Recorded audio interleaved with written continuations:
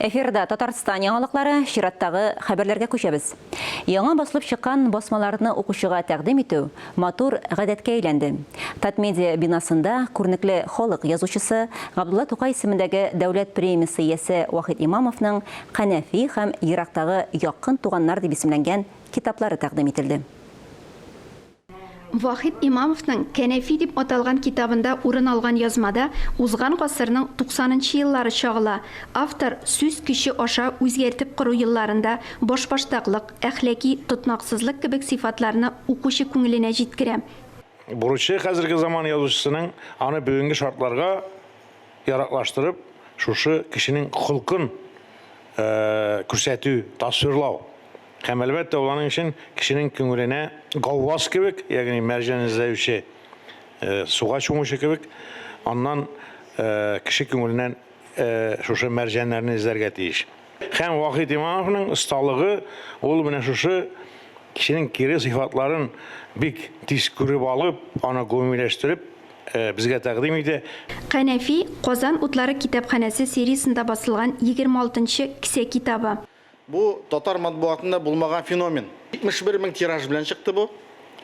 Шуның күз алдына китерер 60 меңгә сатылып биткән инде бүгенге көндә. Кем әйтә, татар кешесе укымый дип, кем әйтә, татар әдәбияты бүген юк дип, кыймак кебек чыгып тора китапларыбыз, Аллага шөкер, укылып битеп бара, сатылып битеп бара. Бу теге китапханәдә киштә ята китап түгел, бу кеше кулында йөри торган китап. Ерактагы якын туганнар китабында авторның 20 елдан артык сәяхәтнамәләрдән җыелган язмалары тупланган. Әлеге басма Бөтен дөнья татар конгрессының матди ярдәме белән басыла. Менә бу сәяхәтнамә жанры белән Вахит абыйның ерактагы якын туганнар китабының бастырылуының төп мәгънәсе монда биредә татарның язмышын сурәтләгән сәяхәтнамәләрен үзенең күңеле аркылы тоемлап уздырган шәхес буларак, әдип буларак, алар барысы да Вахит абыйның татарның оясында, татарның тарихы ярылып яткан җирлекләрдәге сәяхәтнамәләр. Моның һәр бүлеге кабатланмый торган. Гомумән бу китапны кабатлап булмый. Моны бер кеше дә бүтән яза алмый, мин генә яза алдым. Чөнки моның өчен без конца йөрергә кирәк, туктаусыз йөрергә кирәк. Бер эздән йөреп булмый. Даже менә шушы Кырымга барсалар да минем эздән, алар мин йөргән җирдән йөри алмаячаклар. Мин кичергән хисне кичерми алар.